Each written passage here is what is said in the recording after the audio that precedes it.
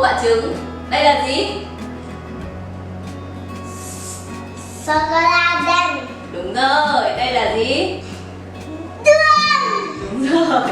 Đây là gì nhỉ? Bột mì đa dụng. Bột mì đa dụng. Và đây là Bơ.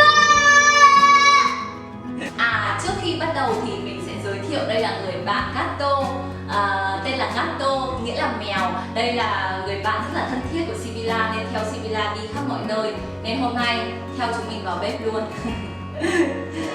Rồi, bây giờ để Gato tạm ở đây để nhìn nhá. Bây giờ con đập trứng đi, đập 4 quả trứng ở trong này.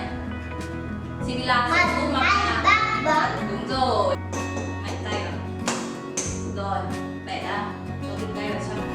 Rồi. Tiếp nào. Đây, nếu mà bẩn thì lau tay. Rồi, tiếp. Mama.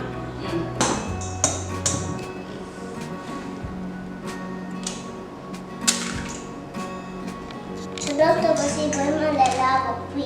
Bây giờ chúng mình sẽ đổ hết đường vào trứng. Và đánh trứng với đường cho bông lên. Ở đây thì mình sẽ đánh khoảng 5 phút là được rồi.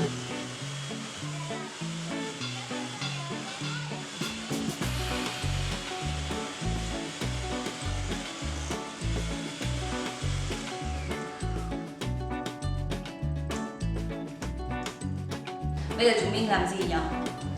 Chúng mình sẽ đổ bơ và sô-cô-la vào trong cái bát này. Col cucchiaio. Rồi, lấy thìa cho dễ. Trời ơi. Dai, pesca. Trời ơi.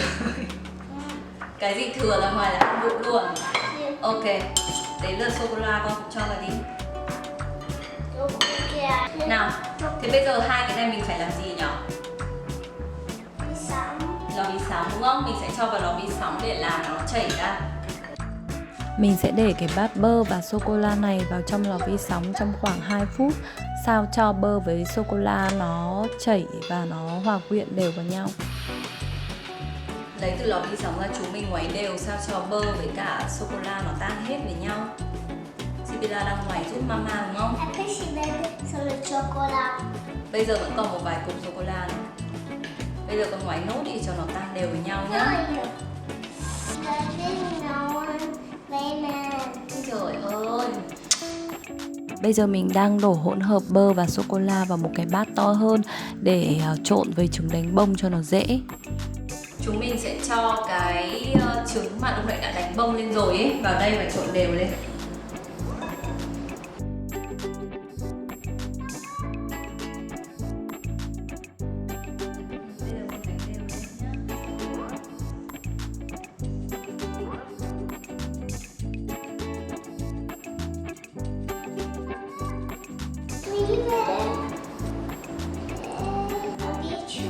Sibilla đang viết chữ à? Viết chữ kiểu gì đấy? Chưa làm bánh làm như này. Bạn gọi bao bì sô-cô-la.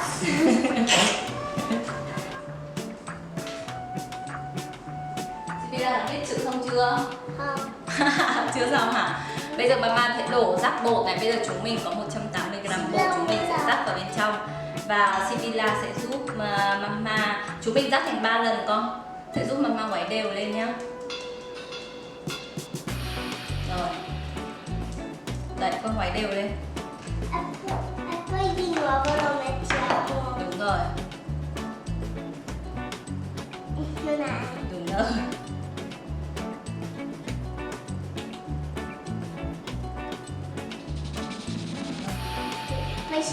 Chúng mình có thể, Sibilla nhìn này, chúng mình có thể kéo từ phía dưới hất lên như thế này thì nó đều nhá. Come hai fatto? Đó, Mama giỏi không? Nào, chúng mình tiếp tục này. Thêm một chút bột nữa này. Sibilla ngoáy đều cho Mama. Rồi.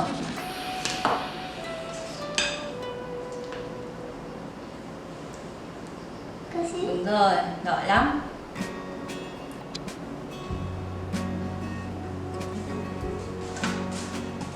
Questa gli auguri.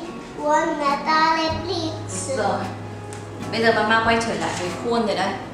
chúng mình sẽ đổ bánh vào khuôn nhá. Mình sẽ nướng khay bánh này ở trong lò nhiệt độ 160 độ C trong khoảng 50 phút. Đặc trưng của bánh brownies là có lớp vỏ bên ngoài giòn và bên trong thì vẫn còn mềm và ẩm, nên là chúng mình chú ý đừng để cho bánh chín quá, nó sẽ bị khô.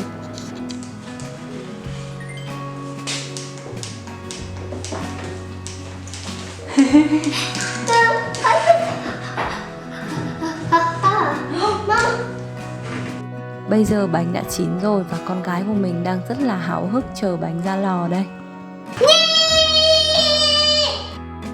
Bây giờ là công đoạn quan trọng nhất, đó chính là sự kiên nhẫn.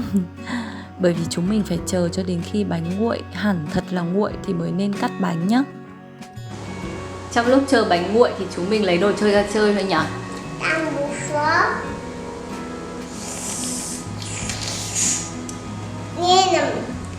Nhìn các bạn. Đi tắm.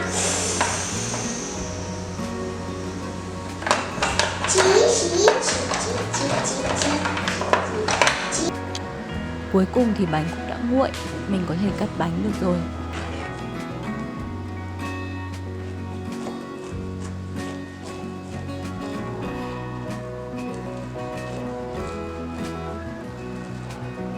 Lớp vỏ bên ngoài thì giòn, còn bên trong thì vẫn mềm, ẩm và xốp, ăn rất là ngon. Hy vọng các bạn sẽ thử công thức làm bánh brownies này của mình nhé. Và hẹn gặp lại các bạn ở những video lần sau. Xin chào!